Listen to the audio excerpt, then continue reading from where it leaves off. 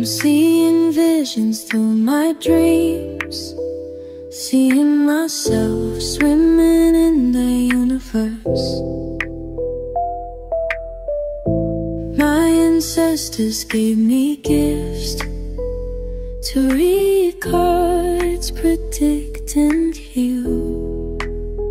My name is Daphne, but spirit calls me bye-bye love. Angels communicate through numbers. Intuition is so deep.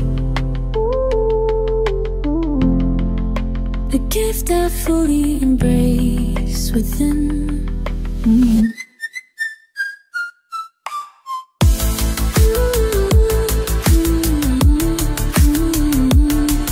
Hi everyone! Welcome po sa inyong almost personal readings. I want you to know na this is a general reading. So, pwede pong mag-resonate sa inyo yung buong reading na ito. Baka konti lang. Take what's only yours. And please believe in the synchronicities na kung kailan nyo mapanood ito. The message is meant to find you, no? Kasi timeless reading naman po ito. So, tingnan natin ang mga nangyayari sa paligid. Ano na ba ang update, no? Harmony, base chakra, and awareness. So, wala mang direkta, no, na action dito si person. Wala man siyang direktang sinasabi, pero alam mo, no? I feel like medyo spiritual tayo ngayon, no? Dahil siguro sa retrograde. Kasi Mercury retrograde, diba? Mercury is also the god of messages, no? So, kaya siguro medyo heightened tayo, whether in verbal form or energetic. Napapaloob tayo ngayon ng Mercury retrograde. So, parang sinasabi dito na alam mo na mag-a-approach si person. Hindi man in verbal form, pero yung energy niya nararamdaman mo malapit pa din. Lalo na kung meron kayong separation, no? Separation can be physical or energetic, no? Kasi pagdating ng Mercury retrograde, talagang nabubulahaw, no? Yung pagkakaayos ng either mental well-being ng isang tao, ways of communication, no? And even ways, even our electronics, no? So parang meron din tayong mga bagay na siguro nakikita na nagfe-failed palagi yung text natin, may load naman, may data naman, yung mga transfers, kung saan-saan napupunta or hindi nagpo-push through, those are the factors, no? It's not about the it's energetic, no? Hindi siya coincidence, no? It always happened when the Mercury retrogrades shows up with the Devil card, the Two of Wands, and the Eight of Pentacles. For a few numbers of you, kung kasama nyo ito sa trabaho, it felt like merong kinukulit ka na nito or merong nangungulit sa'yo or alam mong siya yun, no? Laging merong palipad hangin, laging merong ibinibigay. It can be a peace offering or it can be talagang nambubos ka, nang iines, nang aasar. Kung ito'y kasama nyo sa bahay or nagsasama na kayo sa bahay, it felt like talagang ang kanyang ways of papansin, no? Sabihin natin talagang magkakalat or iiwan itong mga plato, no? Hindi maghuhugas, hindi tutulong. Or it can be baliktad naman. Sobrang maayos, sobrang linis, yung mga gawain mo, ginagawa naman na niya. So that could also be a way of them apologizing without even a word, no? Parang kasi sa kanya, nakapag-apologize na ako dati, so baka kasi manawa siya pag sorry ako ng sorry, tapos nangyayari naman ang nangyayari. So, ganito na lang ang gagawin ko. Gagawa ako ng way, no, para at least mahupa ang kanyang inis, ang kanyang galit. With the Devil card, yun nga lang. Ang makikita kasi natin dito, medyo pushy si person. Parang hindi kanya bibigyan ng chance magmuni-muni, no? Parang hindi kanya bibigyan ng chance na with the devil card, parang hindi kanya bibigyan ng chance mag-isip, kailangan ora-orada, meron na agad resulta yung ginagawa niya. Five of Wands and the Magician. So, meron nga kayong discussions, no? Meron kayong misunderstanding. Pero kasi parang sinasabi niya dito, hear their point, hear their thought. Baka kasi mali lang yung pagkakaintindi mo. Hindi naman yung sinasabi niyang hindi ka nakakaintindi. Ang sinasabi niya lang is, try to reevaluate, no? Try to rethink.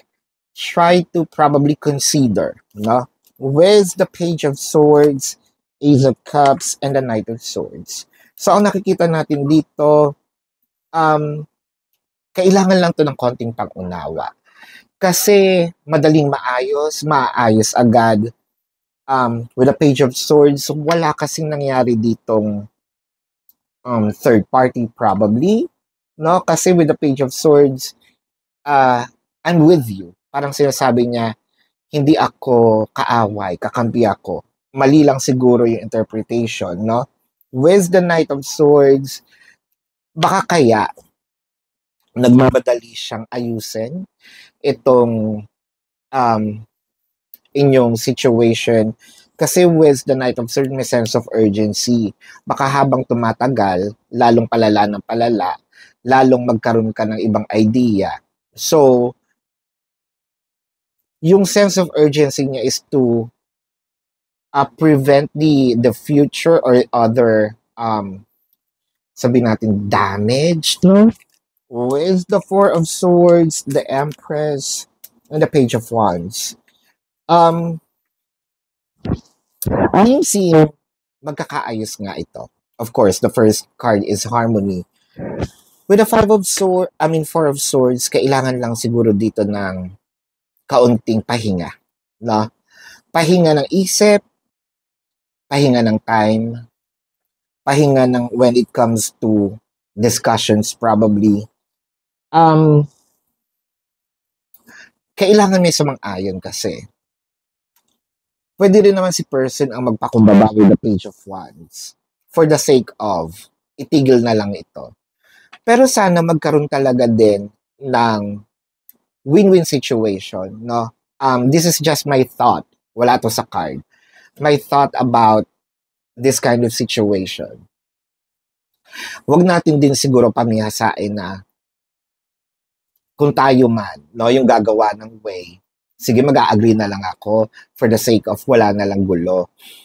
Minsan, nakakatulong. Pero kasi kapag madalas nang ginagawa, nakakasanayan. So, parang mangyayari dito is, kahit mali na, ipagpipilitan pa rin na tama. So, ikaw ngayon, magiging trabaho mo ngayon, oo na lang ng oo, no? Magkaroon sana dito ng way, yung parang meeting halfway, kung sino yung mali, no? Hindi naman ikababawas ng iyong pagkataong paghingi ng apology, no? Or pwede rin mag-meet halfway na ito yung kaya kong gawin, pero hindi ko magagawa lahat. Ano yung kaya mong gawin para makatulong, no? Para mabuo natin to. Adjustments are needed. Hindi pwedeng nasusunod ang isa lang. Pwede paminsan-minsan, hindi pwedeng palagi, no? For a harmonious relationship. Ang gusto ko lang mangyari dito is sana magkaroon ng reconsideration, no? Ang isang tao dito na, oo nga, tama din naman siya, no? Yung ganon.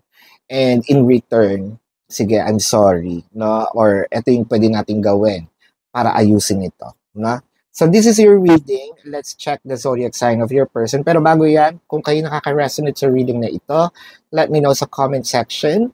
And if you have a personal question, pwede naman kayo magtanong, no? Doon po sa ating description box. Click the link to my website. You will be routed to my website. Nandun po yung name, number, QR code, amount per question. Take advantage of the 4 questions plus 1. And if you want to book a private reading, nandun din po siya. So now let's check the zodiac sign, no? This can be your person's sun sign or a placement sa kanilang chart, or pwedeng lumabas din ang inyong zodiac sign dito. Leo, Taurus, Gemini, Libra, Aquarius, Pisces. I am seeing Virgo, Sagittarius. I am seeing Aries, Capricorn. This is your reading. Maraming salamat. Love and light. Namaste. See you po sa susunod na readings. Goodbye.